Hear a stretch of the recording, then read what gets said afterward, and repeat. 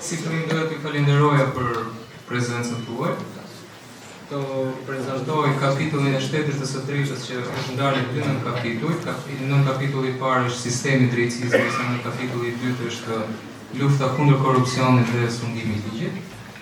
Dua të ndalim shkurtimisht te nocioni i shtetit të së drejtës. Në shtet të së drejtës ne duhet kuptojmë veprimtarinë e organeve publike që udhëhiqet nga respektimi i hierarkisë së normave, ndarja e pushteteve, barazia e subjekteve përpara ligjit ose përpara normave specifike ligjore, ekzistencën e jurisdiksioneve të pavarura dhe garantimin e të drejtave civile dhe politike të individëve. Pra, disa tipare që mungojnë ku më pak e ku më shumë në shëmbulltyrën institucionale të Shqipërisë. Ne e kemi ndarë së shtetin e së drejtës në dy kapitull, pra si thash më parë, jemi fokusuar te sistemi i së drejtës sepse mendojmë sistemi gjyqësor është pararoja më kryesore dhe më thelbësore për të mbrojtur ato të drejta dhe liritë themelore që njihet qytetarëve të thjeshtë nga të drejtat ekonomike, nga të drejtat civile, nga të drejtat individuale sociale, nga kushtetuta apo nga kuadri i përgjithshëm ligjor. Ka disa problematika sistemi sotëm i drejtësisë, si fillim është influenca politike mbi sistemin juridik dhe mungesa e pavarësisë në një masë deri diku shqetësuese. Më pas kemi hartën e re, ose më saktë procedura e formulimit të hartës së re së 2021-shit për gjykatat dhe largimin e tyre nga qytetari i thjeshtë duke rritur kostot dhe bërë pothuajse të pamundur aksesin në drejtësi. Shoqëruar kjo dhe me të zgjatjen e afateve të arsyeshme të gjykimit dhe likuidimin e çështjeve në standardin e vendeve të Bashkimit Evropian. Propozimet e lëvizjes bashkë është rritja e pavarësisë në veprimtarinë e tyre të gjykatave, rritja e aksesueshmërisë dhe eficiencës në gjykim, profilizimin e gjykatave të jurisdiksionit të përgjithshëm dhe dhënien e prioritetit për çështjen administrative, kontributet shoqërore dhe pensionet. Si fillim duhet të ndalim ta pavarësia, ne shohim çdo ditë që eksponentë të ndryshëm si politik, po dhe më tej ushtrojnë presionin e tyre ndaj organeve të drejtësisë apo gjykatave dhe prokurorisë. Këtë ne si lëvizje bashkë e dënojmë në termat më të rëndë dhe sugjerojmë ose japim premtimin që do të jemi krah për krah organeve të drejtësisë, jo vetëm duke i dhënë një kuadër akoma dhe më të pasuruar, po ato të ushtrojnë veprimtarinë e tyre dhe të realizojnë objektivat që ato kanë përsipër sa në nivel kushtetues ashtu dhe në një nivel akoma më bazik ligjor, si dhe në një prizëm akoma të veprimtarisë tonë politike, ku ne nuk do të shprehemi në asnjë moment ose nuk do të përpiqemi që të ushtrojmë presion apo ndikim në vendimarrjen e këtyre organeve. Më pas kemi rritjen e aksesueshmërisë dhe eficiencës në gjykim. Sot Shqipëria në hartën e saj gjyqësore ka 13 gjykata të jurisdiksionit të përgjithshëm shkallës së parë dhe 6 të apelit të jurisdiksionit të përgjithshëm. Kemi 6 gjykata administrative të shkallës së parë dhe vetëm 1 gjykatë të shkallës administrative të apelit. Ja futa kotu, gjykatës administrative të apelit. Dhe kjo është shoqëruar me një normë likuidimi në standardin e Bashkimit Evropian dhe me normën likuidimi në standardin të kuptojmë raportin e çështjeve të reja të ardhur dhe çështjeve që zgjidhen në mënyrë përfundimtare nga gjykata në fjalë. Këtu Shqipëria është më së keq, ku pritja për të zgjidhur një çështje mund të shkojë deri në 1 dekadë, pa marrë parasysh edhe shkallët që ajo duhet të ndjekë më pas. Dhe duhet të specifikojmë këtu që gjykata e cila ka performancën më të keqe është gjykata administrative e apelit dhe dua të rikujtoj që vetëm 1 gjykatë administrative të apelit kemi në Shqipëri. Si fillim, ne do të shfrytëzojmë ligjin organik për sistemin gjyqësor, duke u bazuar në nenin 13 që parashikon se çdo hartë gjyqësore rishikohet çdo 5 vjet ose në ato momente kur harta nuk i përgjigjet nevojave të qytetarëve dhe frymës së parashikuar nga ligji. Si fillim, pra ne propozojmë rishikimin e hartës së gjyqësore duke ftuar jo vetëm institucionet që parashikon ligji, siç është Këshilli i Lartë Gjyqësor, Këshilli i Lartë i Prokurorisë, Ministrisë Financave, Ministria e Drejtësisë, por edhe duke veshur këtë proces me një transparencë me konsultim publik ku të japim fjalën të gjitha grupeve të interesit dhe qytetarëve të thjeshtë. Më pas do të vazhdojmë dhe me logjikën e reformimit pjesor të kodit të procedurës administrative duke ndryshuar trupin gjyqësor për çështje që për shkak të llojit ose objektit të mosmarrëveshjes mund të lejohet që të gjykohen jo me trupa të përpër nga 3 gjyqtar, por me 1 gjyqtar. Gjithashtu, duke uazuar edhe nga sisteme ose nga veprimtaria e gjykatave të Bashkimit Evropian të vendeve më perëndimore në përgjithësi, ne do të ngrejmë një sistem kompjuterik, pra një sistem online, ku do të regjistrojmë çështjet, ku do të mund të depozitojmë provat ose çfarëdo lloj dokumenti tip tjetër për ato çështje që janë disi më pak komplekse dhe nuk nevojiten prezenca palë ose debati mbi prova, si dhe gjithashtu do të krijojmë hapësira të nevojshme për zhvillimin e seancave online. Pra, njerëzit ose përfaqësuesit e qytetarëve nuk do të jetë nevojshme që të udhtojnë në qytete të ndryshme për të zhvilluar seancën, por kjo shumë mirë, duke I ofruar një sistem elektronik online, mund të zhvillohet në këtë hapësirë. Gjithashtu, një sugjerim tjetër është dhe mirëkualifikimi dhe I ndihmës ligjore dhe prania atyre jo vetëm në gjykatën, jo vetëm në kolegjet e gjykatës së lartë apo në gjykatën e apelit, por dhe në gjykatat e shkallës së parë. Kjo do të mundsoj një farë mirë gjykimit të çështjeve akoma më tej, shpejtësinë e tyre duke u kthyer këta ndihmës gjyqësore si një farë lehtësimi për vendimarrjen e gjyqtarëve. Dhe gjithashtu pse jo do të ndikojë edhe në tregun e punës, ku ne siç e dimë ka shumë juristë që dalin nga universitetet të ndryshme dhe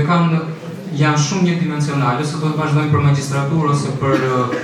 do të profilizohen në avokati apo noteri, kjo do të japë edhe një mundësi që ata të kenë një karrierë tjetër.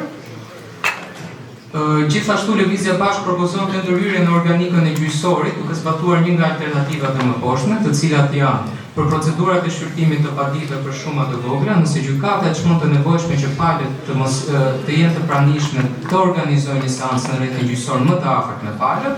ose të krijohet dek në çdo gjykatë jurisdiksionit të përgjithshëm në rrethet gjyqësore që ato përfaqësojnë, për të gjykuar ato lloj paditësh të cilat ndoshta mund të konsiderohen se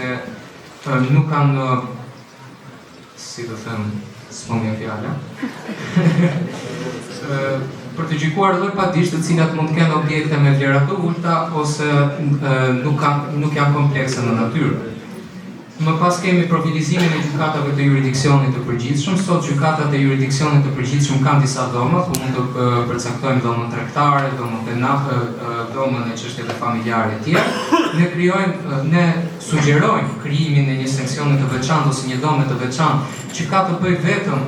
me çështjet e punës, që do të lejojë që trupa gjykuese ose ata që do të merren me këtë lloj çështje të profilizohen akoma më tej dhe të parafrojnë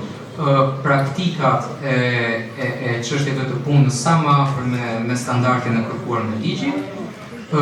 Gjithashtu ne sugjerojmë edhe krijimin e dhomave paragjyqësore që mosmarrëveshjet në disponojësve të punëmarrësve të mos zgjidhen vetëm nëpërmjet gjykimit ose procedurave gjyqësore, por të zgjidhet paraprakisht. Gjithsesi duhet të theksojmë se kjo zgjidhje ose krijimi këtyre dhomave duhet të shoqërohet edhe me një jetë sindikaliste të frytshme dhe të shëndetshme, që të krijohen ato raporte sa më të volitshme, domethënë, që zgjidhja të jetë në favor të gjithë palëve që marrin pjesë. Më pas kemi prioritetin për çështjet administrative mbi kontributet shoqërore dhe pensionet. Të gjithë dimë se si ndodhet situata e pensioneve në Shqipëri, po të shkosh te gjykata administrative si e apelit, si e shkallës së parë, çështjet më të shumta janë ato që kanë të bëjnë me njohjen e kontributeve shoqërore, sidomos për kontributet që janë përpara vitit 2000.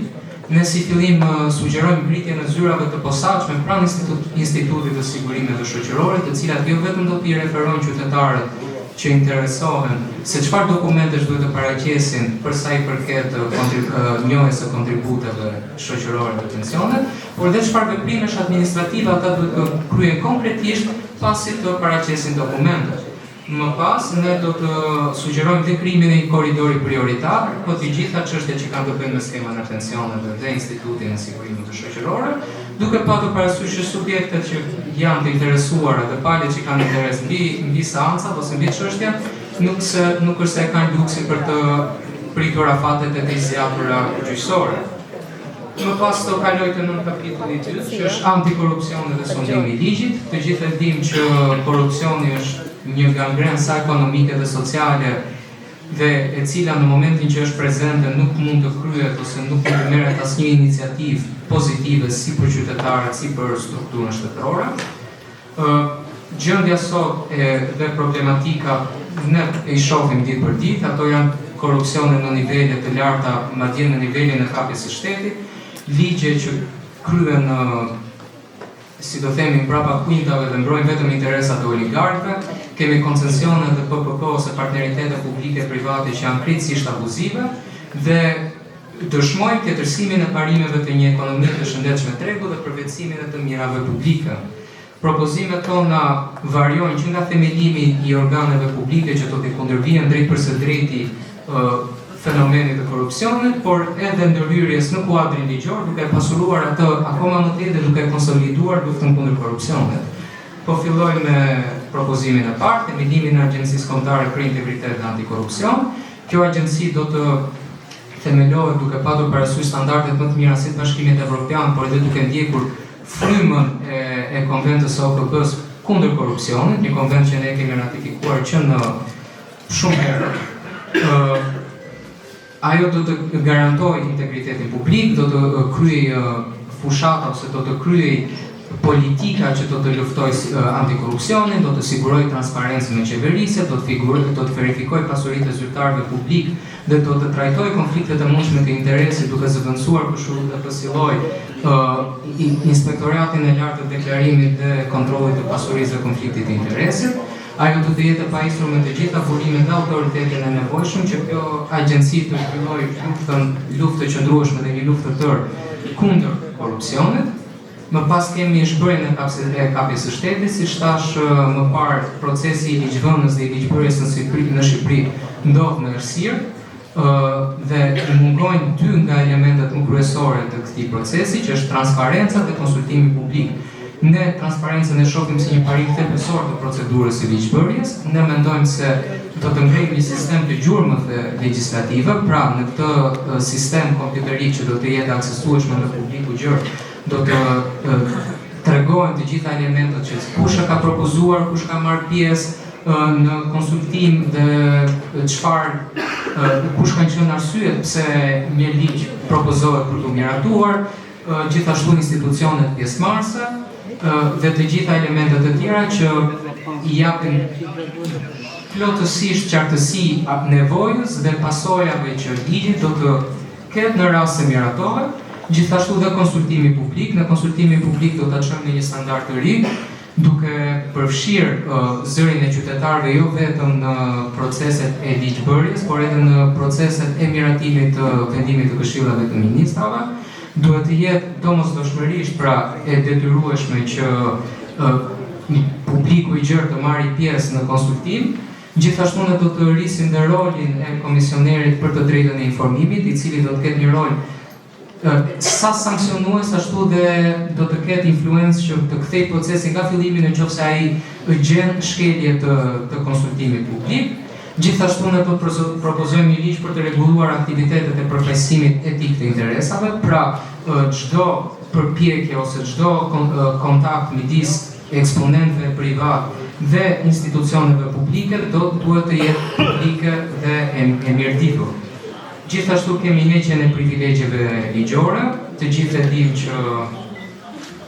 ligji në Shqipëri shfrytëzohet për të mbrojtur interesat e një grupi të ngushtë njerëzish, prandaj ne propozojmë hartimin e mekanizmave ligjor për të rishikuar të gjithë koncesionet e deritanishme, duke u udhëhequr gjithmonë nga parimet e transparencës.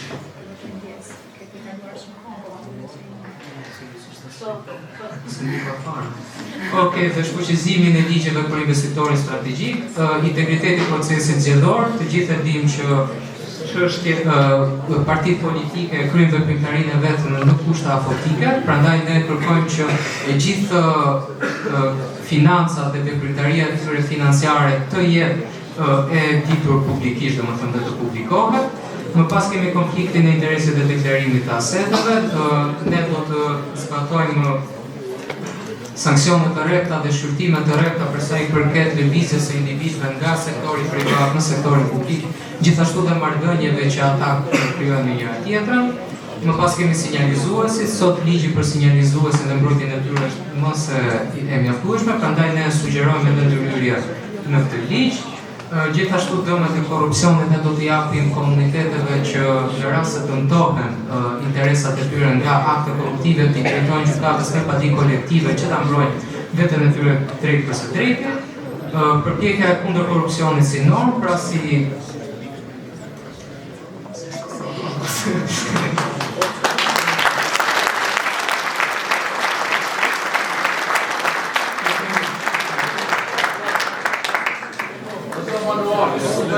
Sugjeroj që të realizojnë pjesën e në program.